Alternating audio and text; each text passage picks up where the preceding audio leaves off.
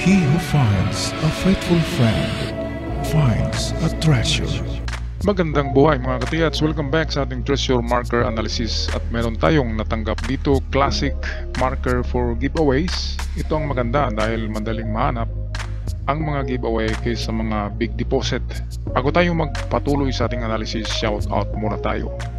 Alright, shout out tayo kay Angelito Capistrano, Archie Batak, Ronnie Lucas, Arcadio Angcon, Cirilo Chaom, Joy Navarro, Edgar Lagarto, shout out din kay Dennis Mordino, Elvin Famaran, Calixto Casa, kay Sans TV, kay Joel Uson, Mr. Tats, Sofronio Mangyao, James Tanggaan, and shout out also kay Dexter Napa, kay Vicente Montano, Sir 196 Bukidnon, Tiats, Ben Siliuti, Danny Flores, and lastly shout out kila Nelda or Neil Aldwin Teleron at kay Hades or Hadis Crisos, Dindo Abing, Brinda Giango, user WM6 at kay Mayan Esteban at sa mga di nabanggit na pangalan, shout out sa lahat. Tayo na ngayon magpatuloy. Okay, magandang buhay mga katiyats. Narito ang ating umpisahan ngayon. Itong sign na ito, mayroong triangle, mayroong number 4 at okay, hindi natin maklaro tong 4K yata ito. Kung yan ay 4K, maganda yan. Kung ganyan, 4K. Kaya tingnan nyo ng mabuti dyan mga katiyats. Kapag ganyan, ang kahulugan niyan ay treasure in the north or treasure in the back. Kaya nagiging back yan kasi pag ilagay natin yan sa compass, yan ay nasa itaas ang norte. Kaya kung nasa itaas ay ibig sabihin doon tayo punta sa likod ng bato na minarkahan yan. Okay, yan ang pinakauna sa ganyang treasure. Yan ay marami nang nakakuha ng ganyan. Kasama yan sa mga 7KD, 7KO, KO at K. Okay, dinagdagan lang yan ng 4. 4K ang karamihan na nakuhang marker. Ngayon meron silang dinagdag na triangle. Ang triangle kasi ay meron kang tatlong tingnan na spot. It can be sa gilid, sa front, o sa likod kung walang ibang bato. Pero kung ang marka na bato, ganyan, yung marker niya ay merong mga katapat na bato na malalaki. So ang ibig sabihin yan, isa sa tatlong bato na nariyan ang may laman. Pwedeng sa ilalim ng bato, pwedeng dito, pwedeng sa pangalawang bato, pwedeng sa pangatlong bato. Ang maganda sa mga 4K, 7K, 7KO, KO ay lahat ng yan nagsasabi na treasure under the rock, under the big rock, beside or in front, basta't nasa bato lang. Pinakamalayo na ang 1 meter, nasa gilid lang ng bato. Kaya kapag ganito, ito ay perfect giveaway marker. Okay, so kung walang mga bato nakaharap yung bato na nakalagay ang 4K, ibig sabihin yan sa likod. Test dig kayo sa likod. Ngayon, ganito yan. Narito yung 4K sa harap, dito ang harap, so likod tayo. Ngayon nag-start kayo pag test dig sa likod. Okay, 1 meter. Pagdating sa 2 meters ay mag-drift kayo papunta sa ilalim ng bato, kasi pwedeng treasure under the big rock. At kung sa likod man ay dito palang matamaan nyo na. Giveaway yan, so kapag giveaway mababaw lang siya. So swerte kung makuha nyo na sa 2 meters. Ngayon ang giveaway na yan ay hanggang 5 meters deep. Okay, ang original na pagbaon nila niyan ay nasa 2 to 4 meters lang. Ngayon kasi kumapal ng lupa kaya pwedeng mag-umpisa na tayo sa lalim na 3 to 5 meters. Kasi kung 2 kumapal ng lupa ngayon, so manigurado kayo sa test dig nyo na abot sa 3 meters. Pagdating sa 3, kung wala ay punta kayo sa under the big rock. Okay, ngayon ang pangalawa niyan, ito yung una, likod kasi yan, norte.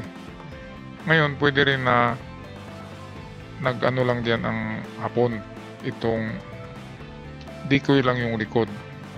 Pwedeng sundan itong kung saan man yung mahaba na, halimbawa mahaba na dulo nitong arrow, halimbawa ito yung mahaba niya, nagaganyan. So ang mahaba ay dito. So pwedeng nasa kaliwa. So kaliwa ng bato, so dito ang test dig sa kaliwa. Ito yung pangalawa. Okay, so hindi na natin damihan, dalawa lang. Punta tayo sa iba. Itong iba naman na nakita nyo, pwedeng natural lang ito. Square na parang naka-patch. Okay, so ang gawin yan, tirahin nyo yan ng maso, dikdikin nyo ng malakas, baka patch nga lang yan. At kapag nabutas yan, of course, chamber. At kapag chamber, mayroong laman. Okay, walang mawawala sa pagtitest. Ito, parang may visible na C, pero pwedeng nature lang yan. Ang C ay treasure inside the rock. So pwede yung ano to, ito masuhin nyo rin ito dahil kwadrado yan, pwedeng pinto yan, maliit na pinto to the chamber, kaya masuhin nyo. Kapag tutunog yan, yan nga ay chamber. Okay, at pag may chamber, may laman, giveaway pa rin. Ito naman, itong nakita nyo na itong letter M, ang treasure niyan ay nasa water. So M is water, underwater ang treasure. So pwedeng kung merong sa unahan, kasi mahaba itong linya niya, tingnan nyo ang unahan yan doon papunta. Malayo yan kasi mahaba na linya. Pwedeng mga 50 to 100 meters. Ang iba nga niyan ay umabot sa 200. So 50 to 100, tingnan nyo kung merong creek sa unahan o river. Kapag ganun na meron nga, ay naroon ang item sa tubig. Kasi ang M, yan ay underwater treasures. At kung nasa tubig, wag na kayong maghanap. Masasayang lang ang oras nyo. Water trap ang tubig at talagang mahirap. Ngayon, kung napansin nyo ito mga katiitso, pwede kasi ang tinutukoy na underwater ay yung lalim ng lupa. Halimbawa, magukay kayo 7 meters. 7 meters, ay lilitaw na yung tubig, di ba? Lalo na pag malapit kayo sa river. So, ibig sabihin, lampasan nyo ang tubig at makita nyo after sa tubig ang sa water level. Hindi naman mauubos yung tubig. So, sa water level, naroon ang item. Kaya kung walang river, walang creek sa unahan, ibig sabihin, dito lang yan sa baba. Sa kanyang harapan. At malalim na pagkabaon kasi merong tubig. Ito yung tubig.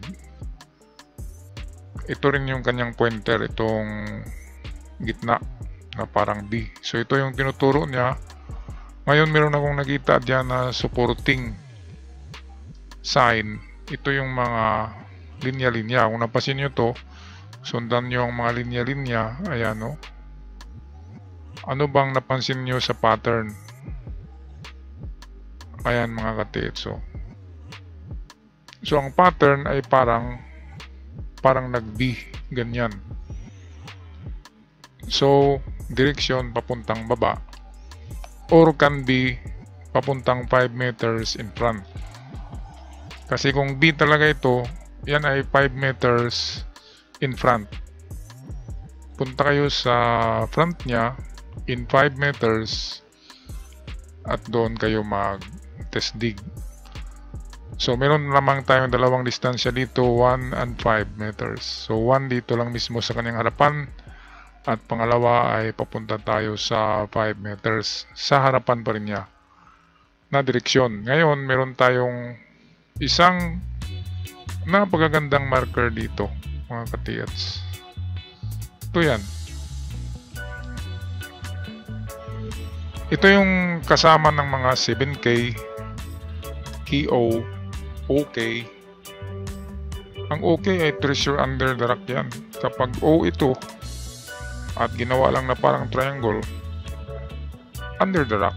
Ang O kasi ay item, ang K ay rock, pero rock, bato siya na nasa gilid ng creek. Okay, ang mga K na sign ay nakalagay yan sa gilid ng creek or sa creek mismo. Sa mga nakita ko, dalawang nakita kong ganyan na 7KD, nasa tubig talaga siya sa gilid ng creek. Okay, kasi yung K na yan, yung nagaganyan, yung 7K yung nagaganyan, ayan, 7 yan nagaganyan, tapos kinabit yung K. Ito mismo na sign yan ay kanji for water or misu. Okay, ang 7K ay tubigan or tubig. Kaya ang mga bato na may marka na K ay nasa gilid talaga yan ng creek. Kaya ang nakalagay sa internet na makita nyo ay kapag 7K, treasure under the big rock. 7KO, ganun din, treasure under the big rock. 7KD, ganun din, treasure under the big rock. Pero hindi nila sinabi na ang big rock na yan ay nasa gilid ng creek. Okay, hindi nila nabasa kung ano ang kahulugan ng 7K or ng K.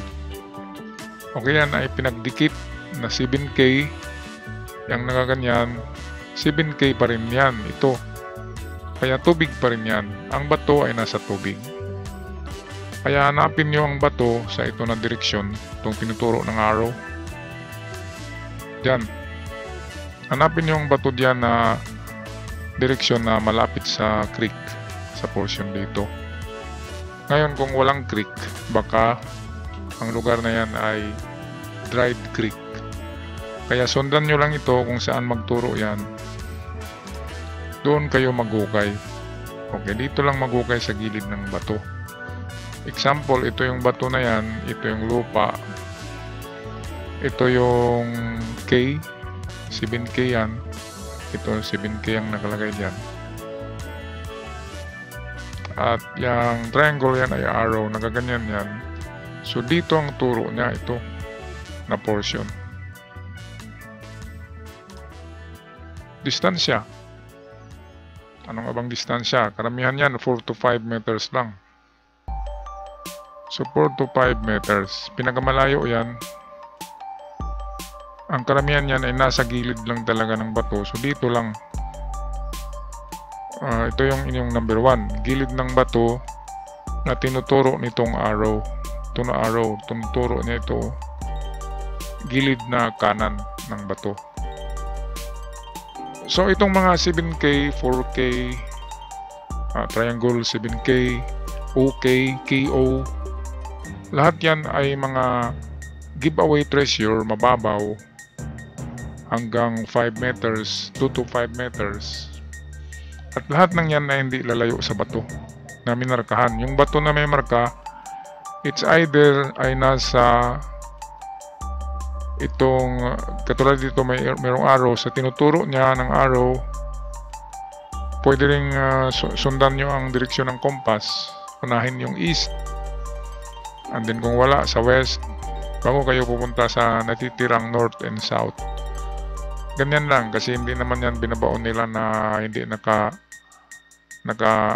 align sa direksyon ng compass. Naka-align talaga yan. Pwede ring nag-45 sila, nasa northeast, southwest, pero pangalawang na lang yan, pangalawang pag-analyze. Ang una talaga niya, naka-align sa totoong direksyon. Okay, so hanggang dito lang ako mga katiyats. Good luck sa inyong lahat. Napakagandang sign yan kasi giveaway, at giveaway lang ang tanging magkakaya nating hanapin kapag wala tayong mga heavy equipment. Yan ang katotohanan. Kaya wag na kayong maghukay kapag malaman nyo na bunker ang inyong pinupuntahan, ay wag na. Malalim yan, may mga booby traps, poisonous chemicals, lahat ng danger ay nariyan. Okay, ako'y magpaalam na. Maraming salamat. God bless.